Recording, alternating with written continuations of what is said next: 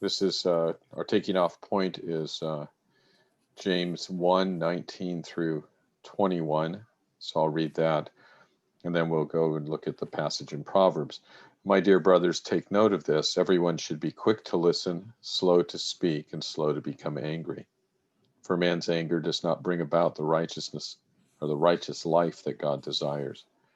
Therefore, get rid of all moral filth and the evil that is so prevalent, and humbly accept the word planted in you, which can save you. So, a well-known passage, and we talked about it and thought about it a lot, I hope. So we're looking at the everyone should be slow to speak section of this.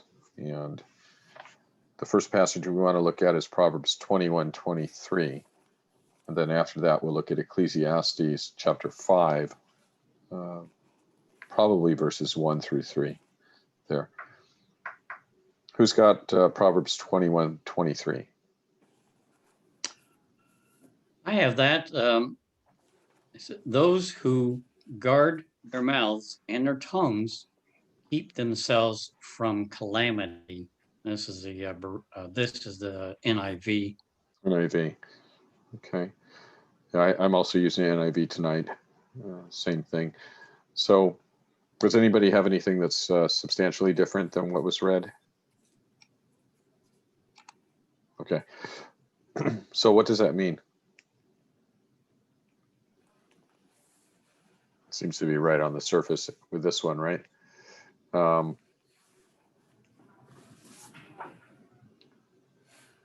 let your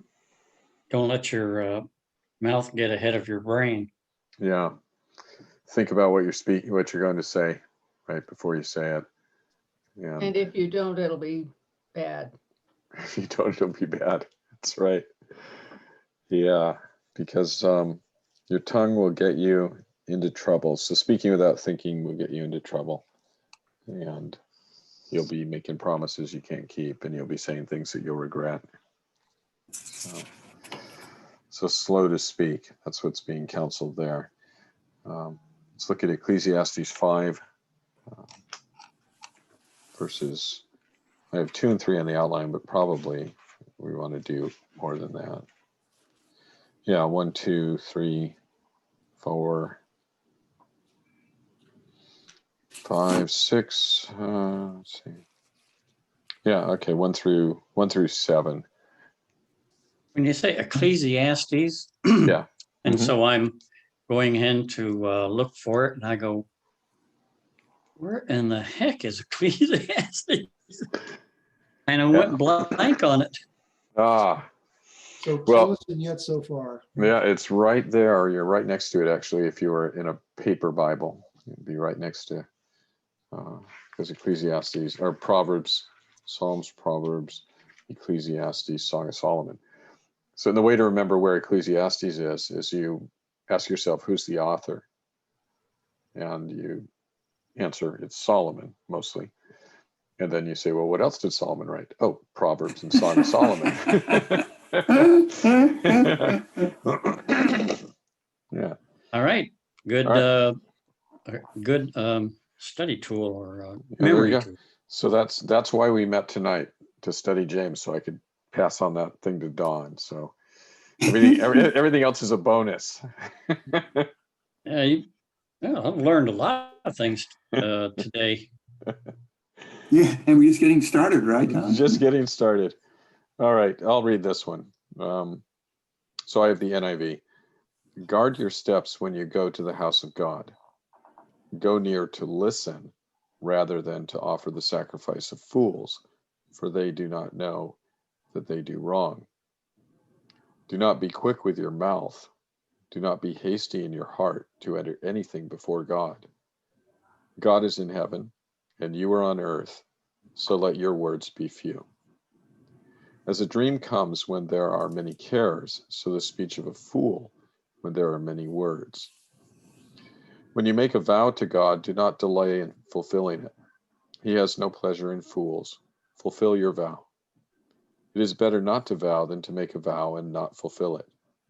Do not let your mouth lead you into sin, and do not protest to the temple messenger My vow was a mistake. Why should God be angry at what you say and destroy the work of your hands? Much dreaming and many words are meaningless. Therefore stand in awe of God. I think just about all translations in that first verse use the words sacrifice of fools. Mm-hmm. Yeah, Some of the others will vary. Some of the other words, the New King James starts out saying, walk prudently when you go to the house of God. Mm-hmm. Yeah, so there's a lot in this particular passage. 7 verses. There's probably 4 or 5 main points that are being made. Let's talk through them. So the first one, guard your steps when you go into the house of God. And what he means by that is have the right intent to go to the house of God. And we know that because the next thing he says is go near to listen rather than to offer the sacrifice of fools who do not know that they do wrong. He says go there to listen and not just to pay lip service. Not just to do the external acts of worship, but to just humbly submit your mind to the Lord. And so when he says guard your steps, he's meaning not so much be careful of the path. There might be things on it to trip you up, right? It's not literal. It's a figurative way of saying approach God with forethought and in the right attitude of humility to go to listen. And then he says with a humble heart. With a humble heart. And he says you should go to listen rather than to offer the sacrifice of fools, which he doesn't define. And it seems like it might be just the externals of religion. The fool would go there and say, well, I'm required to be here and I'm required to sing and I'm required to bring this offering and this sacrifice. And think that he's actually fulfilled his obligation before God by doing those things. That would certainly be foolish. But I think Solomon actually is talking about people who go to promise God things, because that's what he talks about next. Do not be quick with your mouth. Do not be hasty in your heart to utter anything before God. So he says, go there to listen. Don't go there to make promises or boasts or even requests. Let your yes be yes. Yeah. Mm-hmm. What does he mean, do you think, when he says God is in heaven and you are on earth, so let your words be few?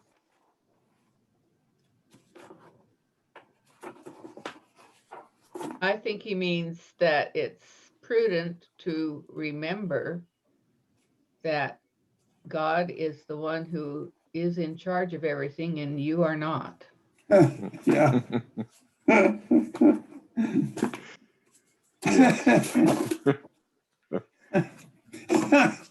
Like saying, God's in charge. Yeah, right. God's in charge. You're not. God's in charge and you're not, right? That's right.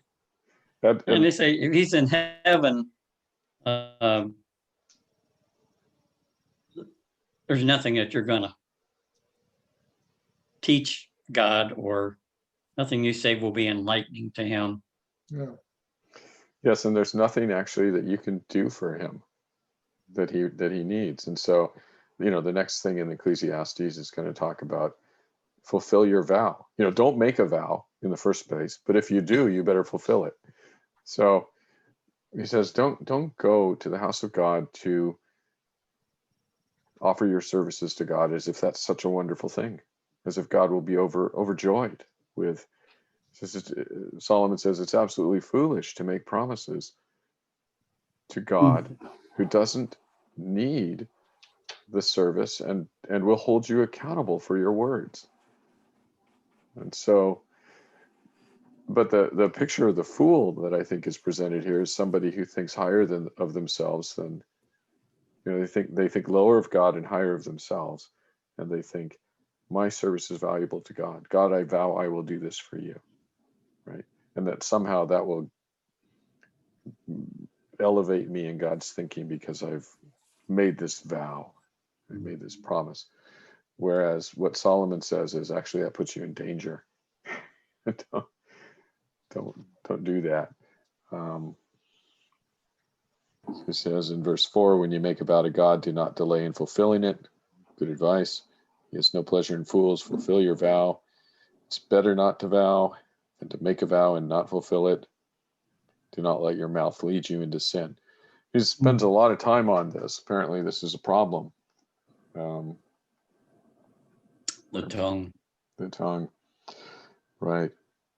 And by misspeaking, in this particular case, by making a vow to God and then not fulfilling it, and you made the vow to God because you didn't come in humility, but you came to speak rather than listen. And you make a vow to God, forgetting who is God and who's not, and you fail to fulfill it. And then what happens? God becomes angry and destroys the work of your hands. And so the careless word leads to God's judgment, his condemnation. So that is it's not an eternal judgment. That's not what's being talked about, but it is God is unhappy with you not letting your yes be yes. Better to be silent than to make a promise you're not going to keep. So, When you're reading Ecclesiastes, I'm not familiar with the book. I spent very little time in Ecclesiastes, and what time I have spent has not been recent. Yeah. But at least in this chapter of 5, it's all, it's almost like reading Proverbs. It's written in that way. Mm-hmm. Yeah, Ecclesiastes is very similar to Proverbs. They're both wisdom literature, and they both have, kind of short sections of pithy sayings. I mean, there is a plot to Ecclesiastes too, which is there's a more tighter plot in Ecclesiastes than there is in Proverbs, an easier to discern plot. Were you in the study that we did? Steve was in it. This was 4 or 5 years ago now. We did a study of Ecclesiastes. Anyway, it's a good. Obviously, it's a good book, but it was a good book, and we enjoyed it. And well, I was so young then that I don't remember now. Yeah. Yeah. Well, it's a good book. It's a good book, and I guess I'll say one thing about it that'll be helpful in reading it, since it's something that trips everybody up when they read it, and that is, one of the things that Solomon says repeatedly is that this is meaningless, all is meaningless, everything's vanity, right? And he talks about life under the sun and things like that. And the thing that Solomon is saying is meaningless is not what it might appear when you just read it and he says all is meaningless, everything is vanity. Solomon is attempting to, or not attempting to, but Solomon is describing a quest. The book of Ecclesiastes describes a quest of Solomon's in his life to find lasting satisfaction. And he says, when I tried money, buildings, sex, and possessions, it was meaningless. Didn't get me there. Didn't get me there. And when he says all things are meaningless, what he means is everything in the created order, there's nothing in the created order that will bring you lasting satisfaction. It's all meaningless. As not that it has no meaning in and of itself, but applied to the problem of how do I find eternal satisfaction? These things are meaningless. It's like, this is vanity. Let's say vanity. It's an enterprise is doomed to fail if you are trying to find satisfaction in created things. It's vanity. It's like trying to use a hammer to clean a window. It's just in vain. He's basically applying the wrong things to the problem. And so his answer is, there's nothing on earth that'll satisfy you eternally but God himself will satisfy you eternally. And so, Like trying to show someone, yeah, it's like trying to show someone God by building a temple to your false God. right. Yeah. So Solomon isn't saying that things are worthless. If you go through the book and you look at things, he says, well, it's good to eat and drink. It's good to rest, and it's good to do good work at work, and it's good to have a family, and it's good to pray and obey God. But yet he also says everything is vanity, and so you have to bring those two together and go, well, what's the context of everything is vanity? And it's in the context of, I'm using the hammer here to try to clean the window, and it's just not going to work. I have to get the right tool, so he says, in the quest for satisfaction that doesn't ever have to be, the problem with in the 60s and 70s, they said, oh, the problem with drugs is that, you start with a small drug and you go to the harder drugs, but you never get out of drugs. You just have to take more of them and more of them and more different kind for a higher high and all of that kind of thing. And people are trying to be satisfied, but they could never get to the end. They always ran out of satisfaction. What they did last time didn't satisfy them today. They had to keep upping it. And Solomon says that's the way it is with created things. You will never be satisfied, ultimately. Mm-hmm. So you have to look outside the creation. You have to go to the Creator. And furthermore, Solomon then says, God made it like that. He put eternity in our hearts so that we would seek Him, right? And not the things in the creation. So that's the main point in Ecclesiastes. How about verse 3, though? How about verse 3? Yeah, that one is difficult for me. Do you have any thoughts on it? Or does anybody have any thoughts on verse 3? Do we have other translations out there right now? I got the NIV. Well, I have the New King James. For a dream comes through much activity, and a fool's voice is known by his many words.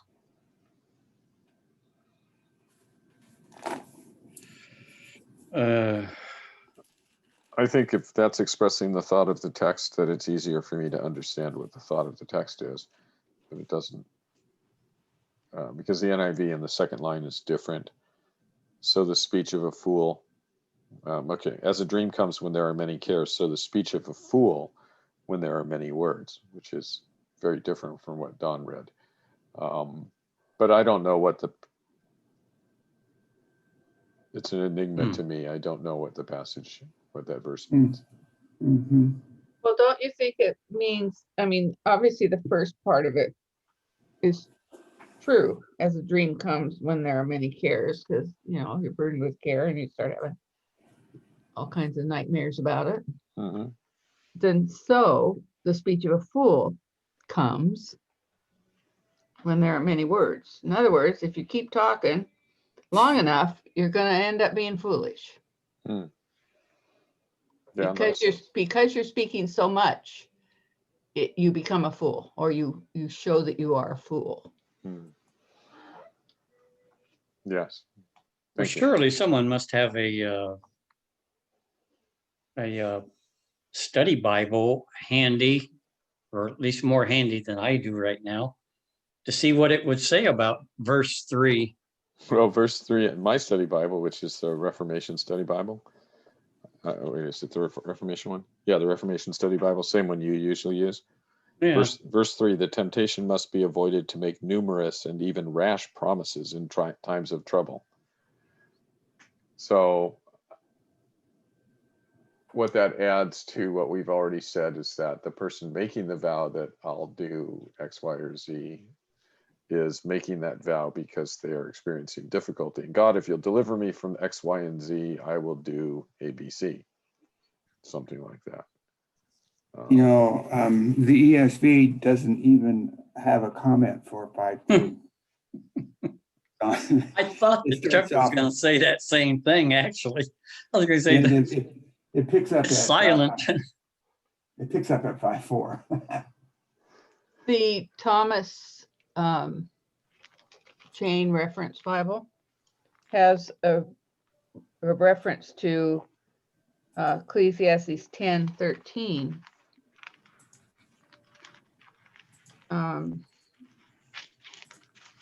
It says, I'm going to start with 12. Words from a wise man's mouth are gracious, but a fool is consumed by his own lips. At the beginning, his words are folly. At the end, they are wicked madness, and the fool multiplies words. So to me, that sounds like, you're saying the more you talk, the worse off you are. That's why nobody ever asks a question in the Revelation class. At which point I will stop talking.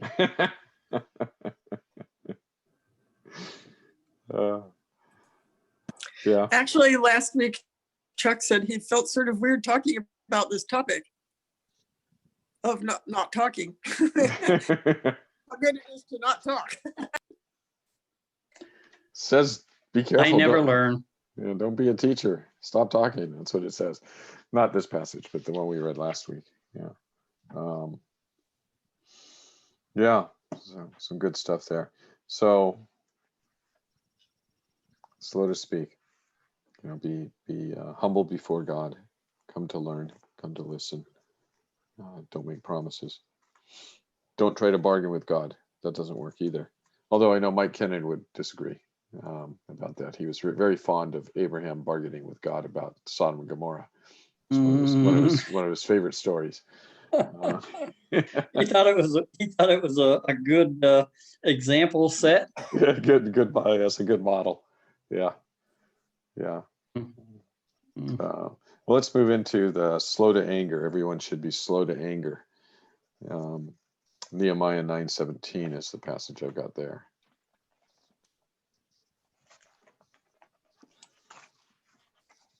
So Nehemiah, I think, is right before Job, right?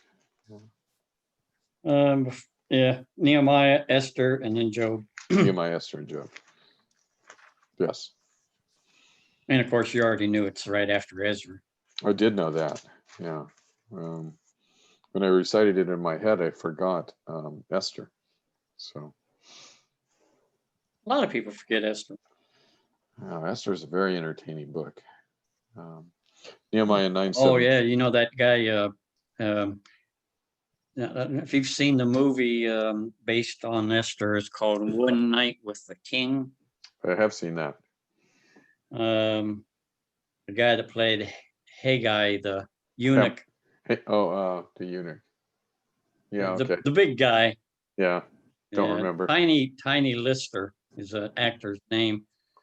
He died today, Oh. age 64, and they haven't given a cause of death, but they think that in the past few days it seemed he was suffering from COVID.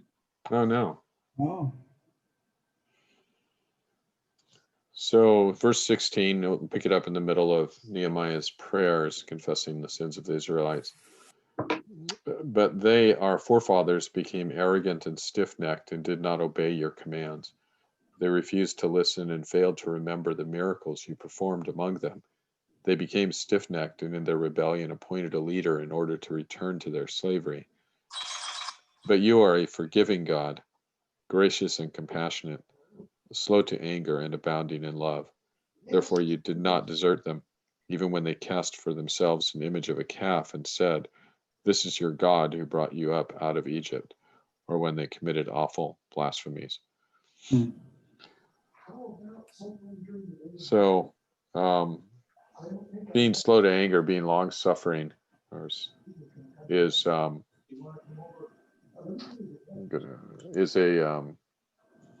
attribute or characteristic of God himself. So, when we're told to also to be slow to anger, slow to anger, that we have many examples in the Old Testament of God being patient and slow to anger and steadfast in his love, so that we can look at that, and that should help us to not speak out of turn, speak in anger, but to show some mercy. Be great, have grace. This,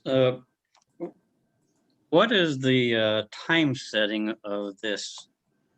Is this during the Babylonian exile? No, this is during the Persian period. Ezra Nehemiah is almost a contemporary of Malachi. So for probably at the beginning of let me see what the timeline is in my Bible here, but I think it's 420. Let's see here.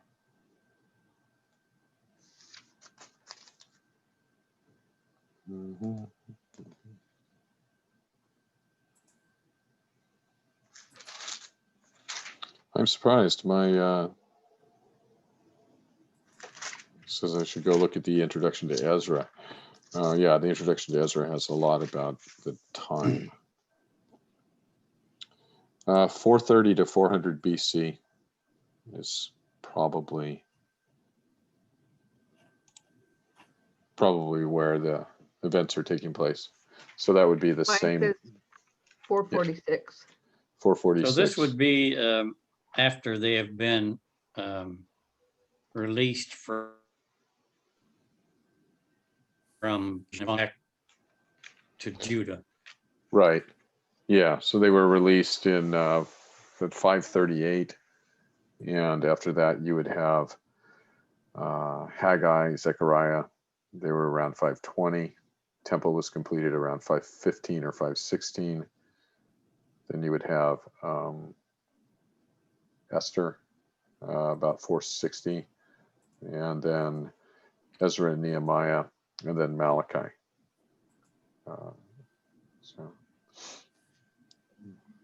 Yeah. So this is quite a few years after the release. Yeah, okay. Right, and in that portion of scripture that we read, Nehemiah is quoting from Exodus. I think it's Exodus 34. Yeah, Exodus 34:6, where Moses asked the Lord to show Moses God's glory. And God hides him in the cleft of the rock, puts his hand over him and passes by. And he proclaims his glory. And we can read that, Exodus 34, verse 6. And it's right after the golden calf incident, which is also referred to by Nehemiah.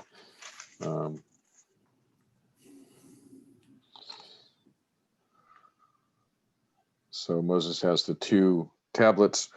Verse 5, the Lord came down in a cloud and stood there with him and proclaimed his name, the Lord.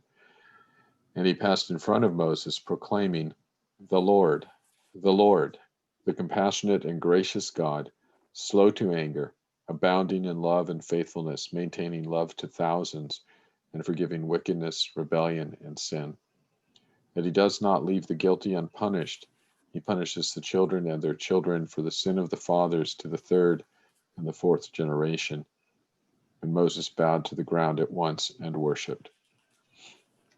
So this. I always wondered why it says to the third and fourth generation. I've always kind of compared that to sometimes you'll see an ad that says, we have stuff, we have a sale going, you can shop and get, you can get discounts of 30% and more. And more, yeah. And so this, is there a distinction saying that the way it's said compared to saying, well, I will punish them to the fourth generation? So is your question about the language third and fourth? Yes. So third and fourth instead of just to the fourth. Yeah. I'm not aware of any difference. There may be. Usually questions don't. I've never actually heard that question before. You've asked a new question. It seems like there's a reason for everything that we read that that may at first seem that, kind of unusual or frivolous, but sure, there's a reason. Yeah, I'm sure you're right. I don't know what it is for third and fourth rather than to the fourth. Usually the person asks a question about, boy, that seems mean. God's going to punish kids for their father's sins for up to 4 generations. And they completely skip over the part where he shows mercy to thousands of generations. But so, Oh, yeah, but that's usually what people ask. And so I like I said, had not heard that other question until now.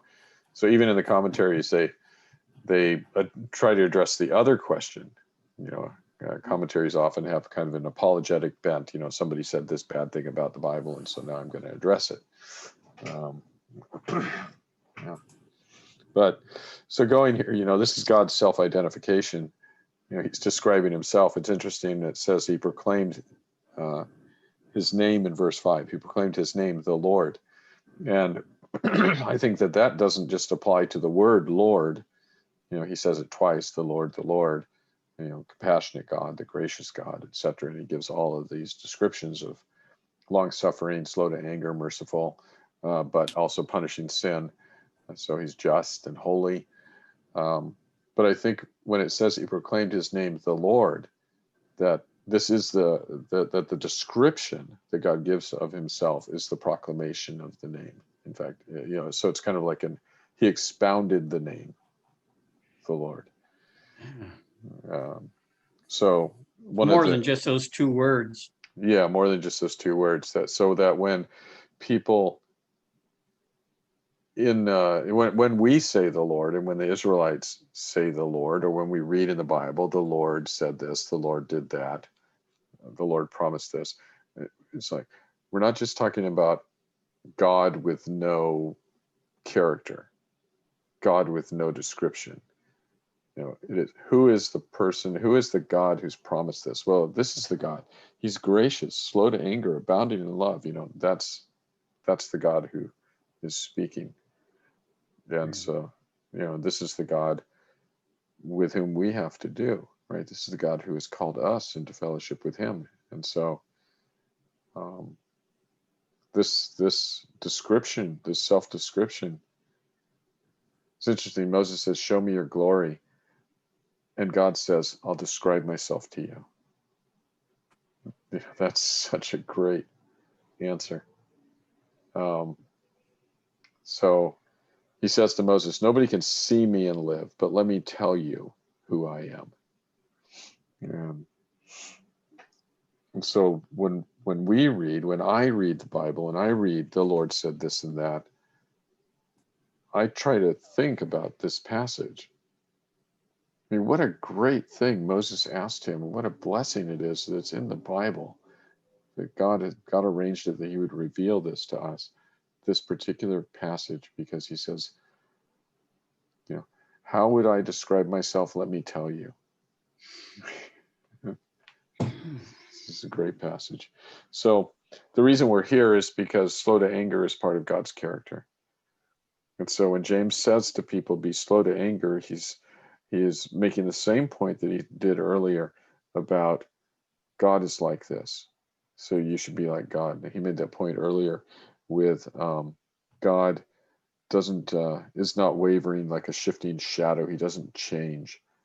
And he was talking about them receiving from God and not being, he was talking about not being a double-minded man, unstable. Don't have your hopes set on one thing and another thing. Be stable and fixed and sure, because God himself does not change. And so James's arguments in the book of James, I think we're going to see as we go through it, are based on the character of God. He goes right back to the character of God in his arguments and says, you should be this way because God is like this, and God has called you into fellowship, and he has given you his word that tells you what you should look like, how you should behave. And he's given you his spirit to conform you into his image. And so have this in mind, that God is like this. Therefore, I should be like this. I think that's an important thing to see, that James is doing that. It's a helpful thing. Let's look at the next. Did somebody say something? I heard. I said, indeed. Ah, yes. Let's look at Proverbs 14:17. A quick temper produces foolish action. So one of the reasons why we don't want to be quick to anger is because it makes us fools, just like quick to speak makes us fools. And that's pretty much what the verse itself says. Does it? So it should be easy to memorize, huh? 14:17. Go ahead, Don. What does it say? A quick-tempered man acts foolishly, and a man of wicked intentions hated. Hmm. Yeah. So a person guided by his emotions, or who reacts, a person who's reactive rather than thoughtful, will do foolish things, because God has not made us to be directed by emotion. He's given us emotions, and they're important, but they aren't the thing that is to lead our behavior. And this proverb talks about quick-tempered, and so it seems to be about anger, somebody with a short fuse. But the Bible also teaches elsewhere that any kind of emotion is not to be the thing that is the leading. You know, we aren't just to knee-jerk respond, but to be slow, thoughtful.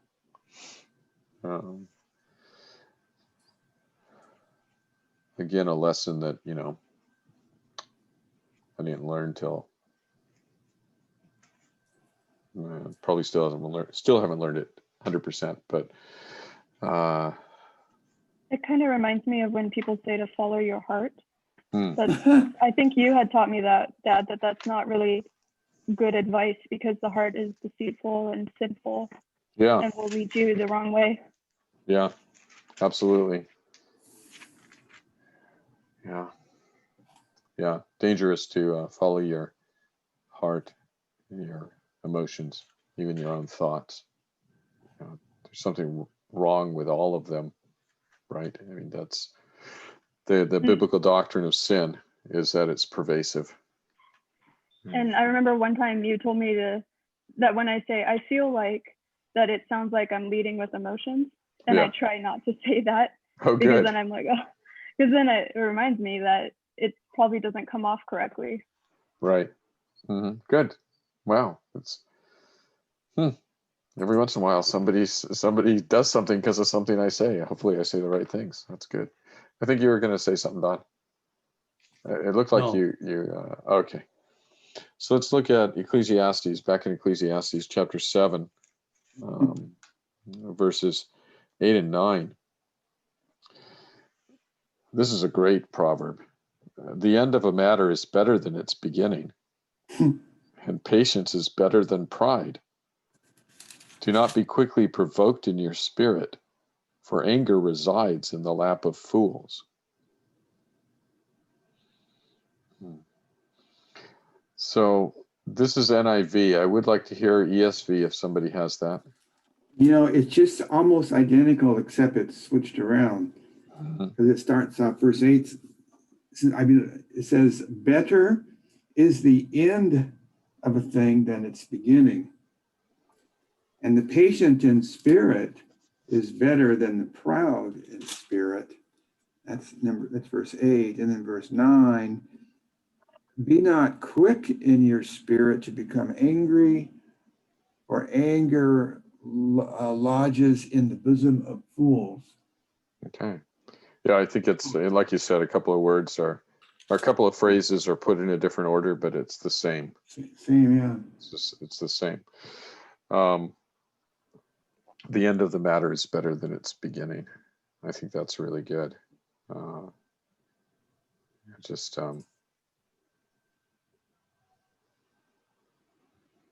be goal oriented, be patient. And then his classic thing, he goes on to say, don't say,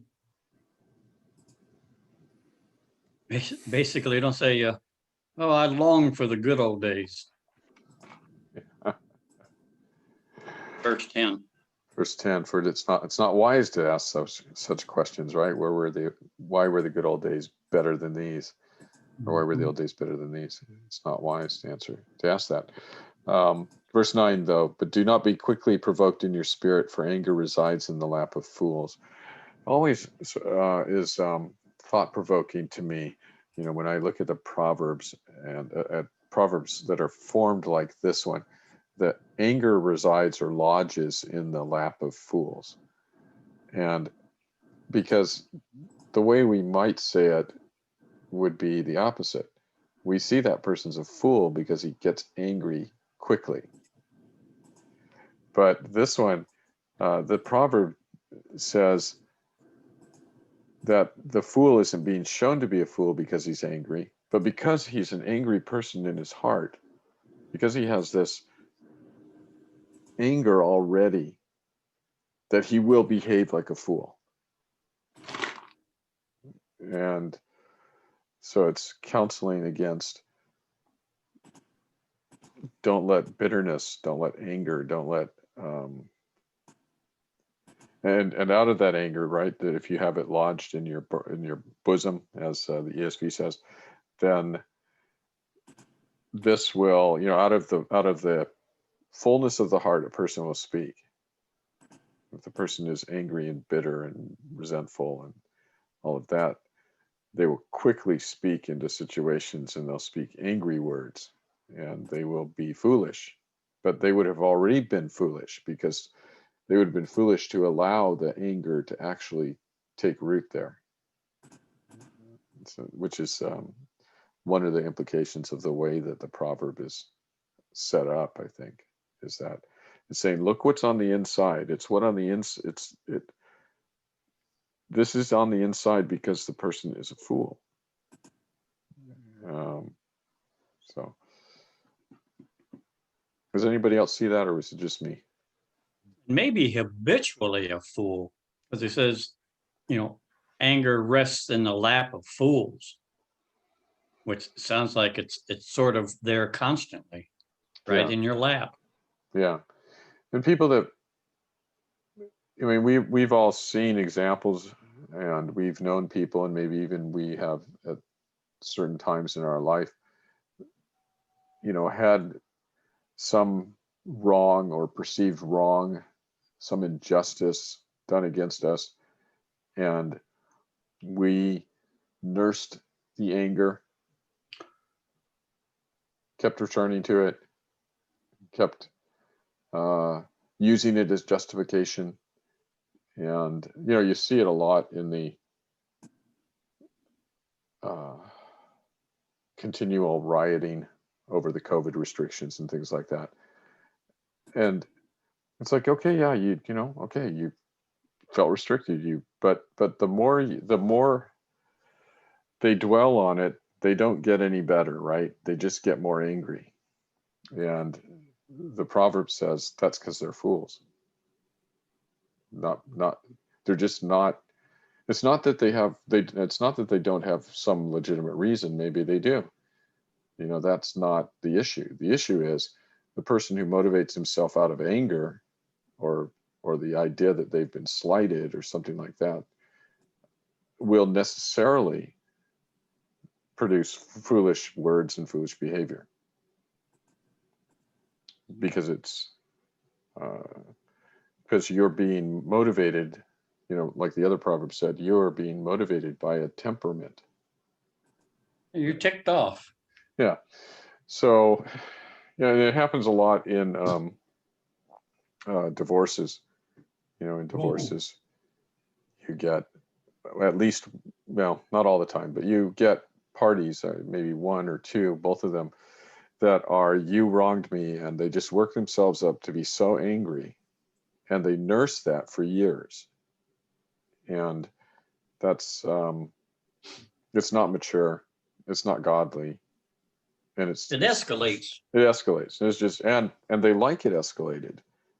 They feel justified in the anger, and they might be right. Maybe they have a right to be angry, but they don't, but it's not healthy, and it's not helpful, and it's not wise. So, so the proverb is saying, don't do that. Don't, even if you've been justifiably hurt. Yeah, I mean, you've been hurt, and so you've legitimately been hurt, and you have a legitimate complaint. Don't address it by acting out of that hurt or out of that anger. You know, sit back and say, God, I've been hurt, but I want to be wise, and I want to reflect your wisdom and your character in the way that I respond to this. And God's way is always better, and the results of God's way are always better. So it's both wise to do, you know, to try to ask God to help you, and it's practical because it's better. So. And also that idea also of, you know, don't let the sun go down on your anger. Yeah. So, yeah, everybody's had things in their lives that they could be angry about their entire life. You know, but you just get over it. Yeah, just get over it. Get over it within 24 hours. Get over it. All right. You need to get over it now. So, Well, when you're angry and you've been hurt and blah, blah, blah, if you submit to God in that, and your attitude becomes one of forgiveness, or acceptance, or whatever it needs to be, it's true. The end of the matter is better than the beginning. yeah. You're a lot better off. And not only you. I mean, if it was a problem, and most of these things that people get angry about involve another person, and it actually ends better for the other person. Not just because you're not angry, but because you forgive and you pray for their good. You don't pray for their destruction. You don't dream about how, you know, what are the terrible things that could happen to them. God, do these terrible things. You actually pray for their betterment, and God brings that about. So it's better all the way around.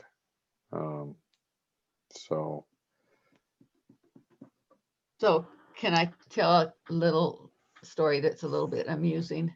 Yes. If it's a lot amusing, it's even better. No, it's just a little bit. Okay. And I don't tell this to say that I did the right thing, but it's a good example of. Mm-hmm.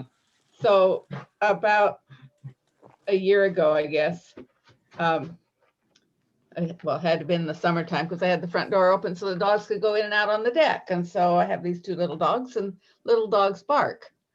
And so one day they were out on the deck, bark, bark, bark, bark, bark. And so I went out to quiet them down.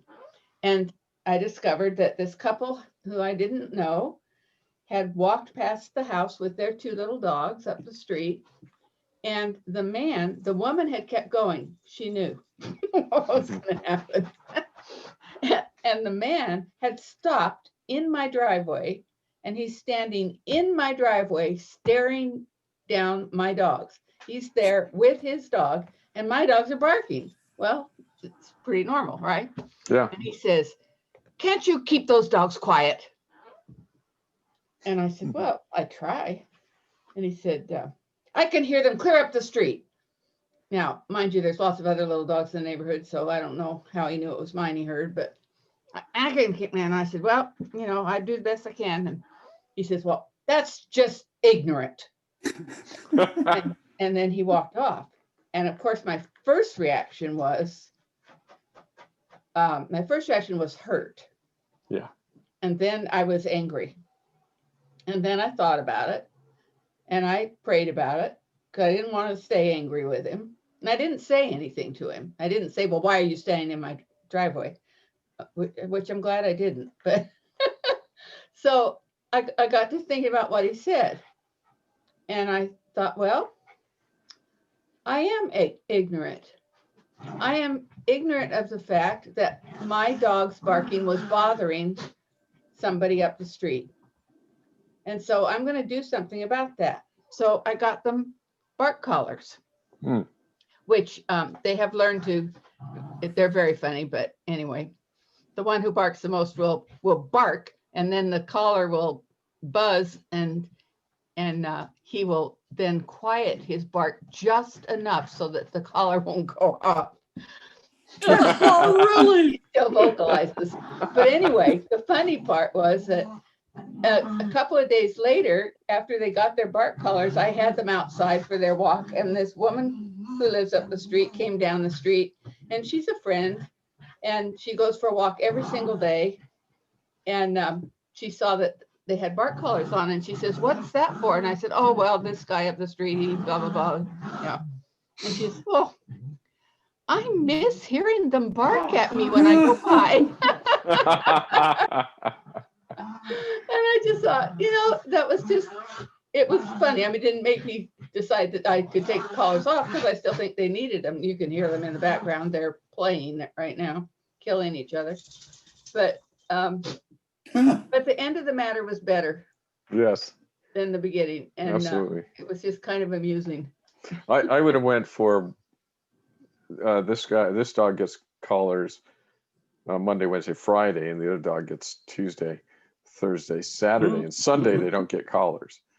And I would have went for that so that the person down the street who wanted to hear them could still hear them, and the person who didn't want to hear them would hear less. Compromise. Well, that is funny that they learned to stifle their bark just a little bit so that the collar doesn't. Oh, what does it do? Shock them? Hilarious. Well, first it makes a sound, and then if they still keep barking, then it just vibrates. You put it right here. And if they keep barking a certain number of times within 7 seconds, then it gives them a shock, which has only happened twice. And it's really only one of them who barks, because the other one, as soon as he sees the collar, he stops. He's good for the rest of the day. He doesn't even have to have it on. But Casey barks, and he's so funny because he'll get up. He's a self-appointed guardian of the house, right? And he'll get up on a chair and look out the window and go.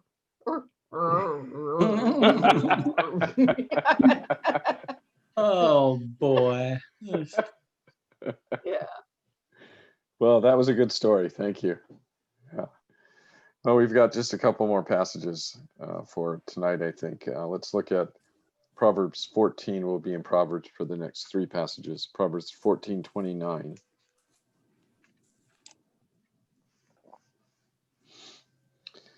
So the same theme: a patient man has great understanding, but a quick-tempered man displays folly.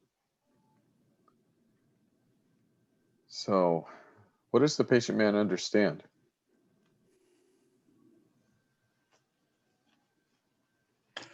Well,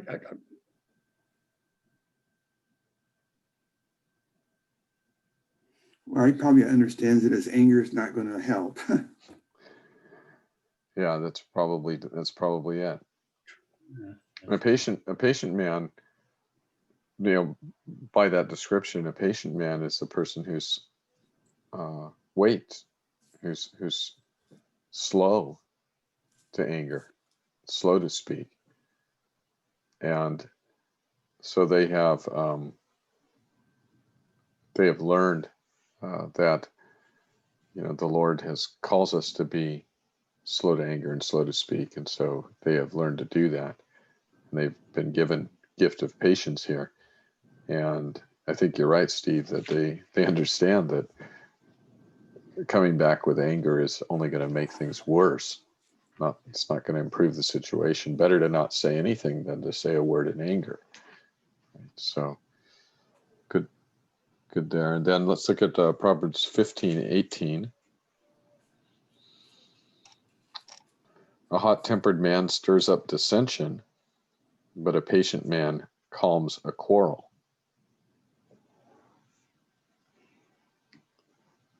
So it's the same thing as we've said before. All that happens when a person reacts in anger is that more anger is stirred up. And that's certainly not good. But the person who doesn't respond immediately and speaks calmly brings calm to the situation. In it, generally speaking. And I've observed that to be true.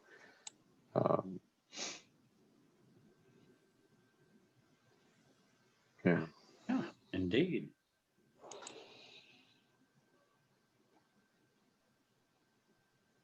There's an interesting phenomenon that I've noticed with talking to people, that if they are angry and you match their tone, they will do you one better in the comeback. And then you have to match their tone, and we've all experienced that, and it just escalates. But if they're angry and I speak below, I don't match that angry tone, I come down a little bit. They come down to meet me. Yeah. And then I go down. Just depends on, which direction you're going with your tonality. Mm-hmm. That directs the conversation. You can actually manipulate or control the conversation by speaking, softer, slower, calmer. That will bring the conversation down. The person who's angry with you will match your tone. It's the same phenomenon you see when you drive down the street and you wave at people who you don't know, and they wave back. And they wave back the same way. Have you ever done that? You do this to people and they do this. You do this to people and they do the same thing. You salute them, they salute you back. It's an amazing thing. People mimic. You give them the finger, they give you the finger back. That's right. That's good, because I didn't want to lose any of them. But so yeah, but people mimic you, right? They will match you, and it's unconscious. Yeah. And so, but if the tonality of the conversation is if you're speaking more rapidly and you're louder and you're more aggressive, then it's like a race to the top, right? Who can get the most aggressive quickly? Mm-hmm. It just escalates. But you can change that in a conversation by just speaking calmly. Boy, it's so true. Yeah. It's an amazing thing. I've seen it, witnessing to people, and they get mad sometimes, and then I just drop down a little bit more, talk even slower and softer, and they can't. They match me, they come down to that. That's very interesting. So I don't know when I learned that, but it was a long time ago that I noticed that. Proverbs 19:11.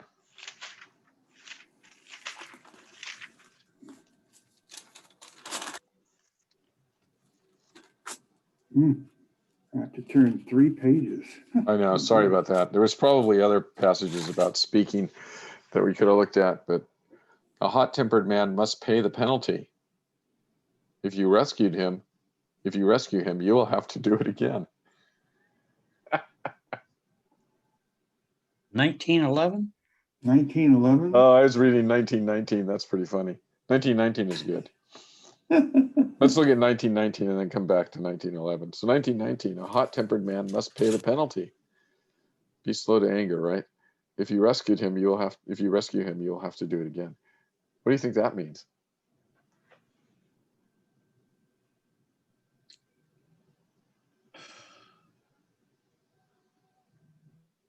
Leave it to God. Tempered man doesn't learn anything, that's for sure. It says a man of great wrath will suffer punishment, But if you rescue him, you're going to have to just do it again. Yeah.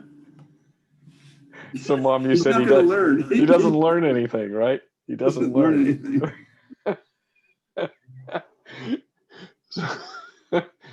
So the proverb is basically saying, you see a guy getting in trouble because of his own anger, just walk on by. Yeah, I like that. That's right. And on the other hand, if you keep rescuing him, you also didn't learn anything. That's right. Yeah. Yeah, it's the never-ending cycle there.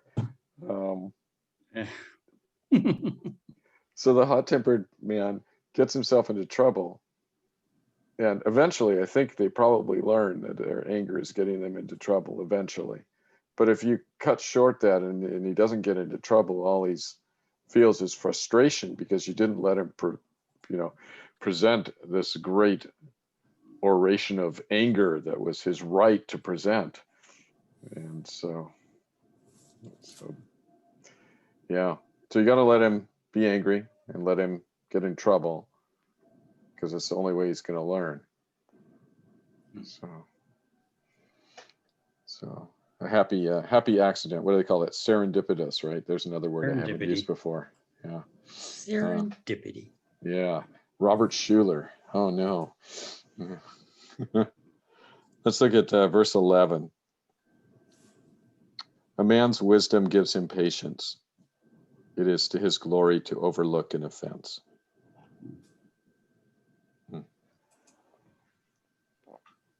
The discretion of a man makes him slow to anger, and his glory is to overlook a transgression.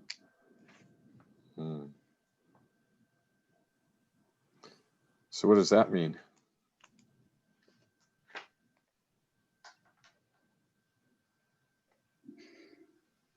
It's win-win for the man of discretion. Man of discretion, the discretion of a man allows him to be slow to anger because he's using discretion.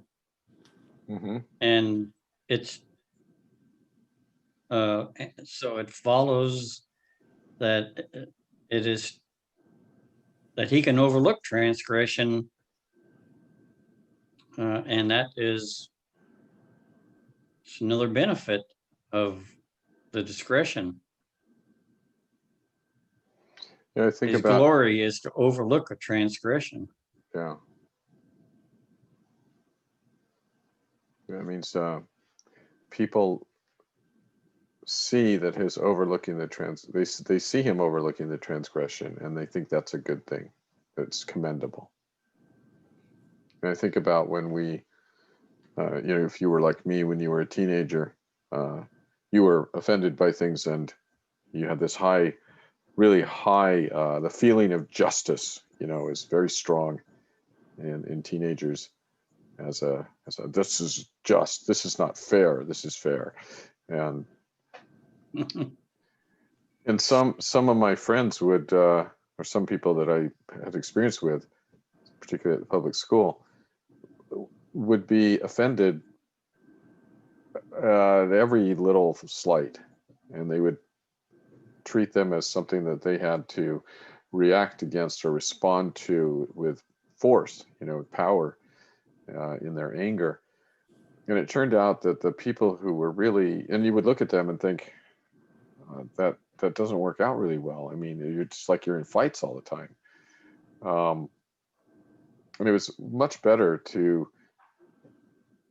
maybe receive an insult, somebody insult me, and be silent about it and not respond. And you avoid getting into fights, and people learn that it's no fun to insult you because you're not responding.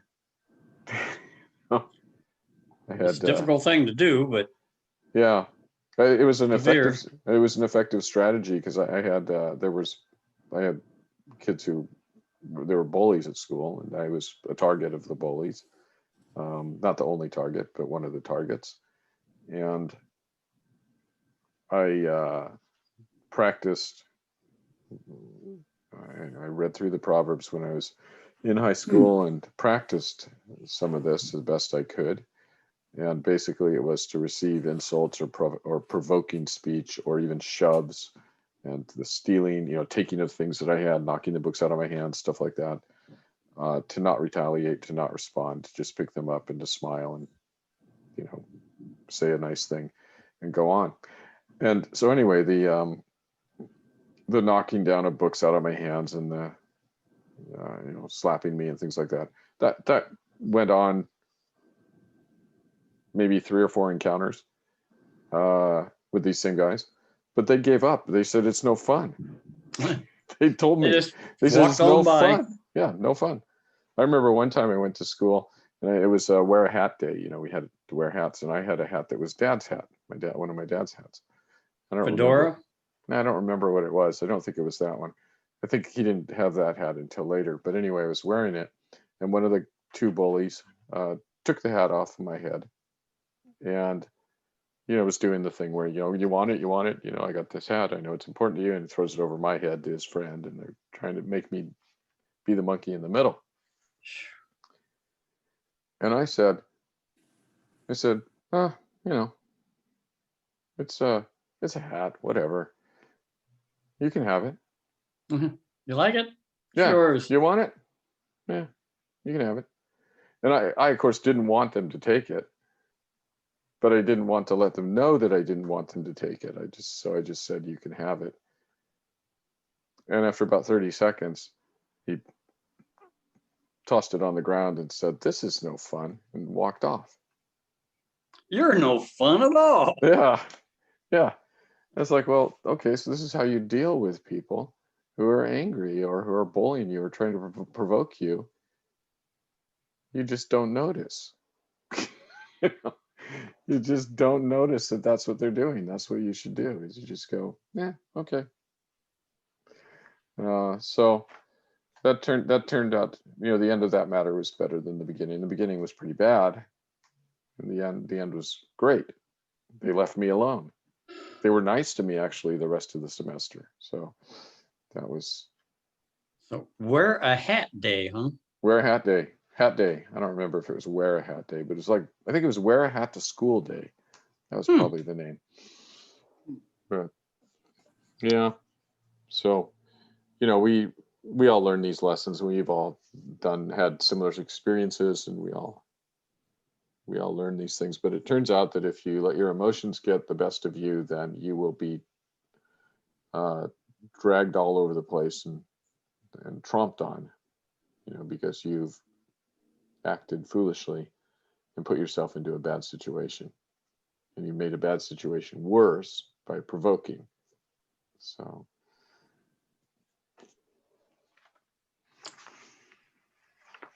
with that, I have the little caveat there at the bottom of the first page of the handout. Not all anger is bad, but even righteous anger is anger under control. And we'll look at these 2 passages, then I think we're at the end for tonight. So Ephesians 4:26. Who's got that?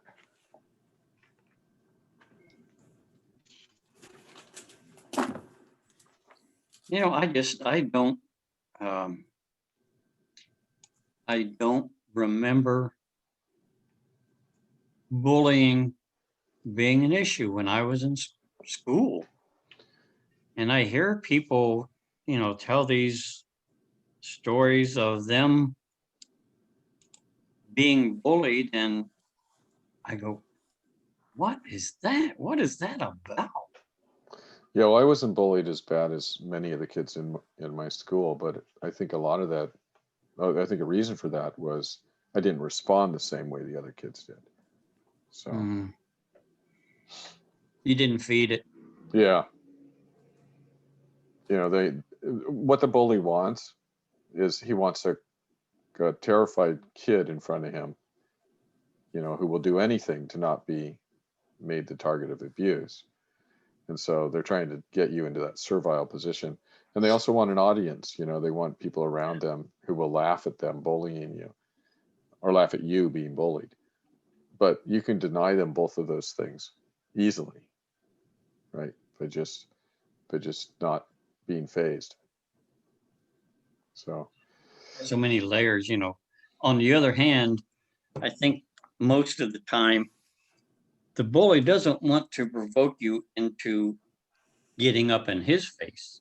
right, he doesn't think that you will, and usually bullies come in pairs, so Mhm. it's safer there because they're essentially cowards. But yeah, Right? Yeah. Who's ever come across a solo bully? right. Even Scott Farkas had Toady there, right? In with a Christmas Story. What was the little guy's name? I don't know what his name His was. I sidekick. just watched that the other day. That is so funny. That's such a great movie. That's one of the things I really like about the Christmas season. It's got some great stuff. All right, Ephesians 4:26. In your anger, do not sin. Do not let the sun go down while you are still angry, and do not give the devil a foothold. So we already mentioned don't let the sun go down in your anger, but don't let the devil have a foothold either, which I think has to do with, you speak in anger, and then that allows the devil to rile up the situation, right? And so don't do that. Yeah. But Chuck, interesting, I think the ESV rendering of this has a different feel to it. These come off reading like they're commandments from Paul, and there's two of them. One commandment is to be angry.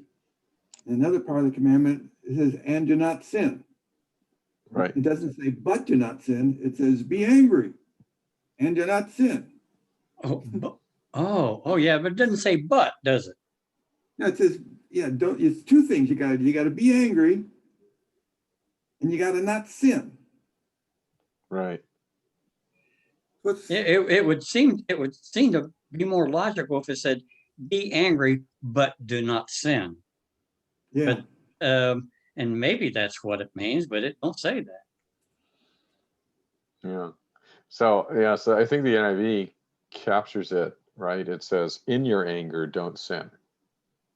Oh, yes. So the assumption is that it's okay to be angry in some cases, but that you are not to be controlled by the sinful nature, and certainly don't do things that allow the devil to make a mess of things. So. It doesn't, it's not like this where this kind of sounds like it's saying, yeah, be angry and don't sin. That's right. Whereas the NIV, I think, hits a nail on the head a little better. Well, yes, Mom. So in the NIV, the reference goes back to Psalm 4, verse 4, which says the same thing in the NIV as it does in the other passage. In your anger, do not sin. When you are on your bed, search your hearts and be silent. The honey ones. Yeah, search your hearts and be silent.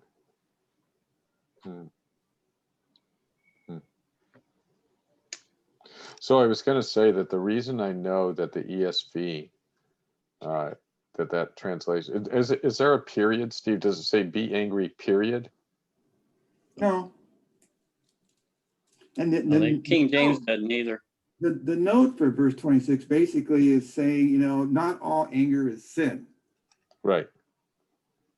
It's okay, be angry. That's not, God's angry at times. So I was going to say that the reason I know that interpreting be angry, because what you said earlier was it looked like it was written as if it were two commandments, right? Two commands: be angry, do not sin. And I was going to say jokingly, that I know that can't be what it means, because I know from the Bible that I'm unable to carry out God's commands, but I can certainly be angry. That's right. Right. So let's look at Mark 11, verse 11 and 15.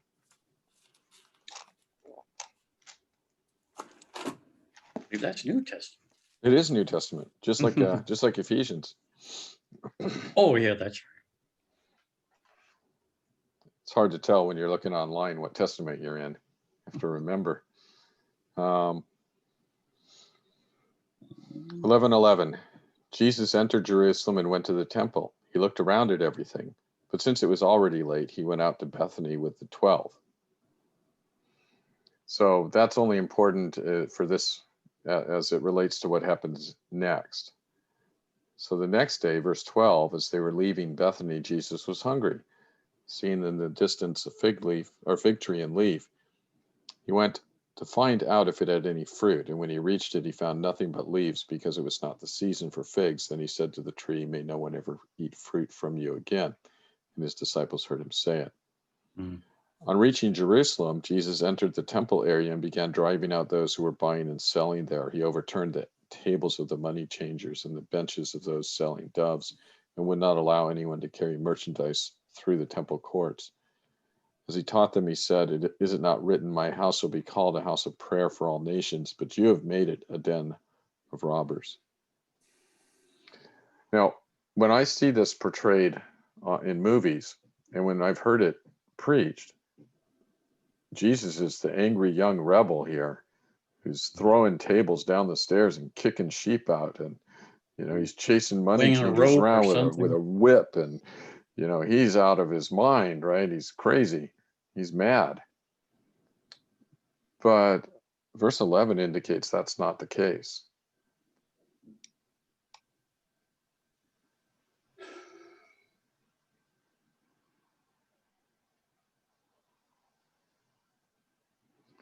Do you see how verse 11 indicates that's not the case? Well, he wasn't angry the night before. That's true. He went to Jerusalem. He saw everything there.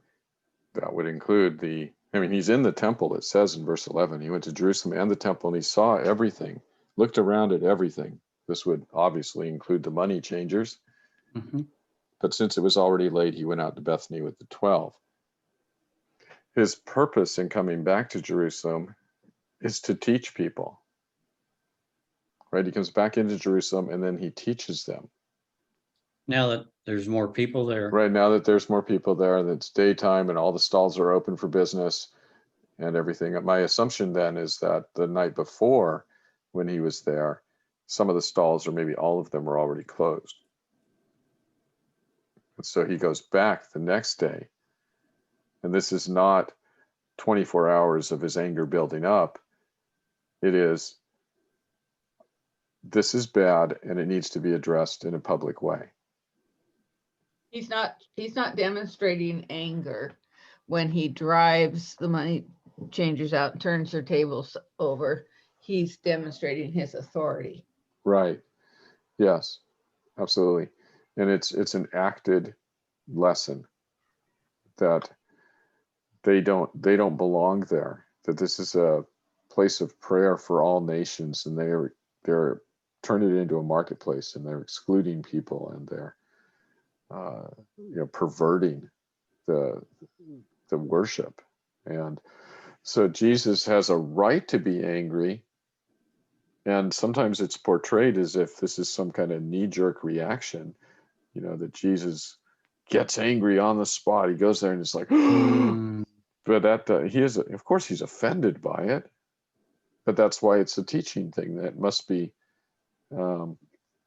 it must be addressed in a public way, and it must be addressed in a way that actually brings glory to God, and not it doesn't diminish Jesus in anybody's eyes. They don't look at him and go, "Wow, he's acting out of control. This can't be God's prophet."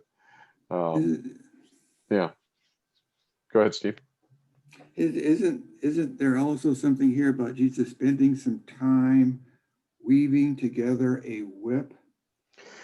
I was looking for that, and it might be in a parallel passage, or it might just be a supposition. I mean, he's noodling around, okay, pulling his whip together. It's kind of like, it's like, well, folks, maybe just, Yeah, so we have a parallel of the temple cleansing in Luke. I mean, there might have been more than one of these temple things also, but yeah, that's true. That's true. I'm not sure which one we're dealing with here. Yeah. And in either of the temple cleansings that are recorded, it's not an action of unrestrained anger. It's always planned and thought out. And he's not play acting at being angry, but he's not letting his emotions control him.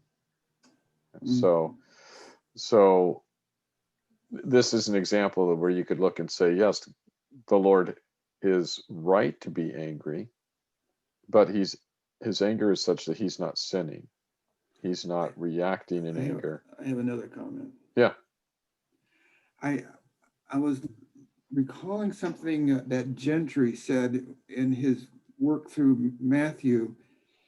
I don't remember it exactly, but he was commenting that the fig tree sometimes refers to Israel, or it refers to the religious leaders, the fact that they don't produce fruit. So he compares the fig tree to the religious leaders. So here he says he's cursing the fig tree.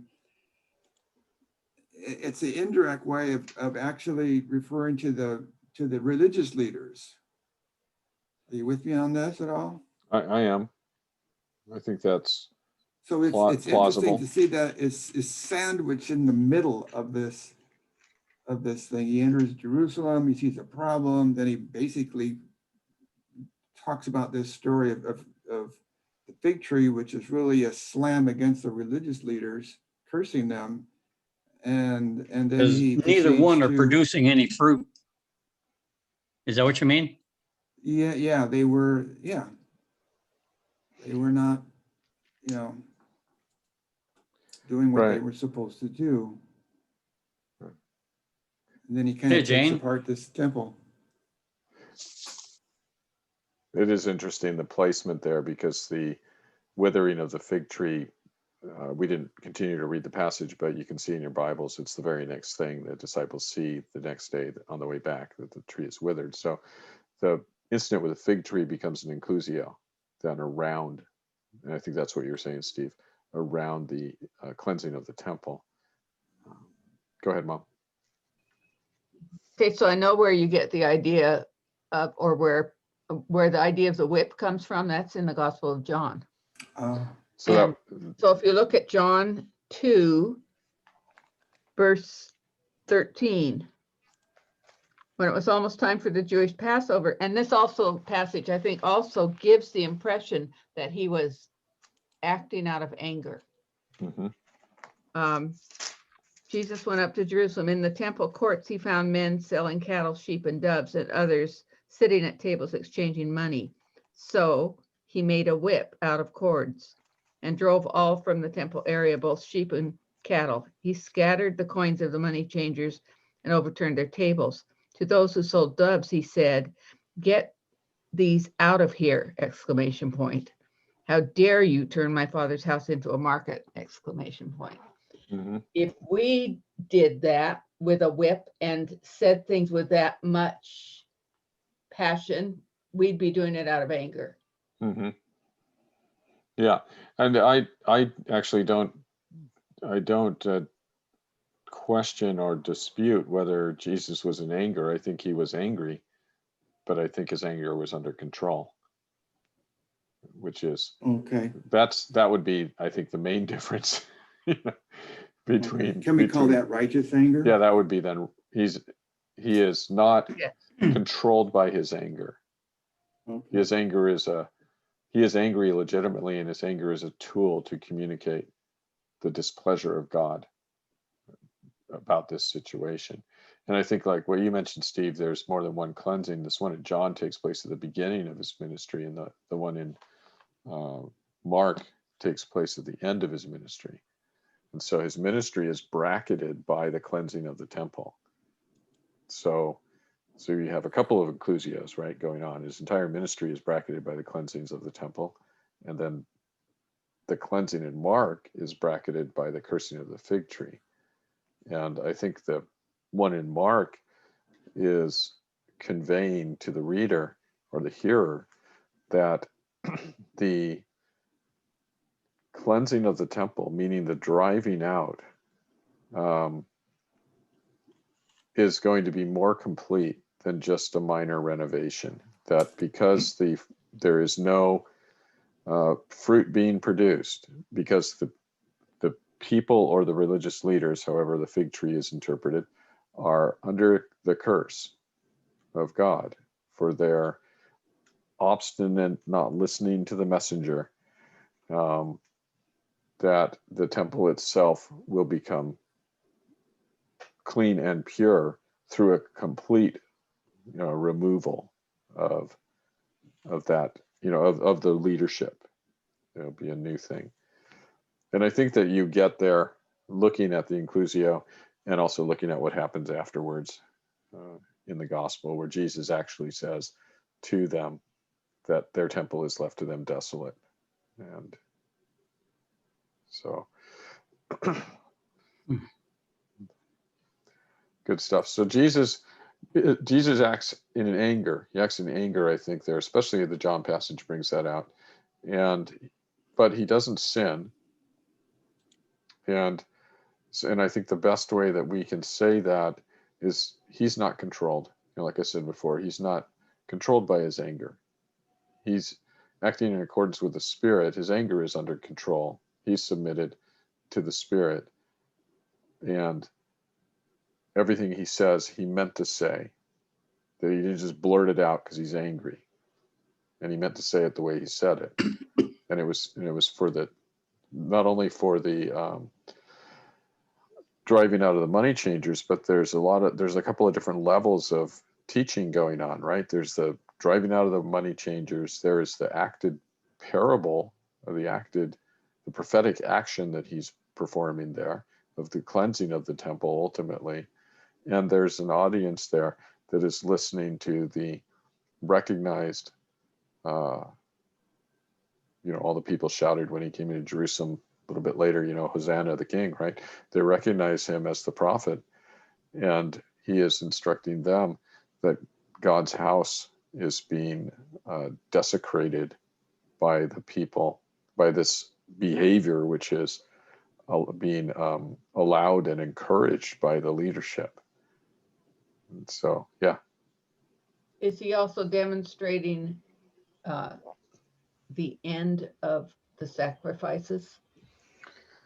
I think ultimately when he gets to like the end of Matthew's gospel, where he's talking about the desolation of the temple, that he is pointing forward to the end of the entire system.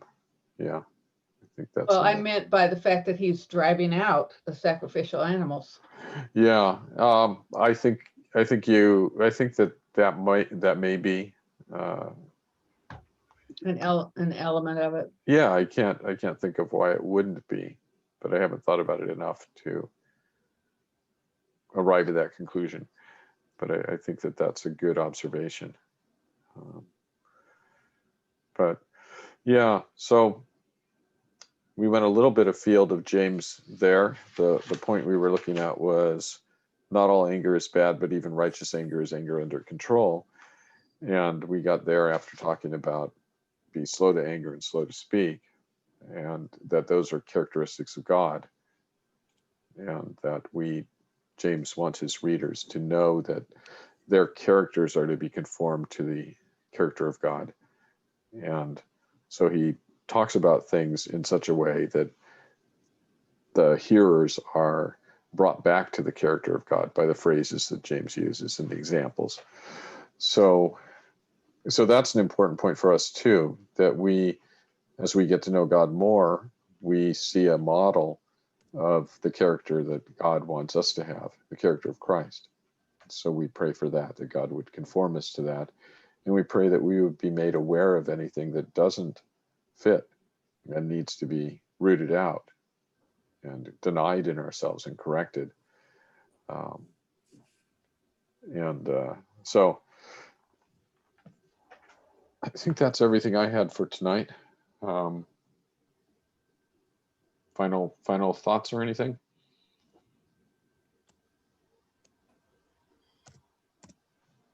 Not as much as I had this morning. So we talked about the tongue last week. There's a couple of things on here that I wanted to bring up, and I'll bring them up at the start of next week. but we probably won't go over this entire rest of this outline. I'll send you a new one. So, yeah.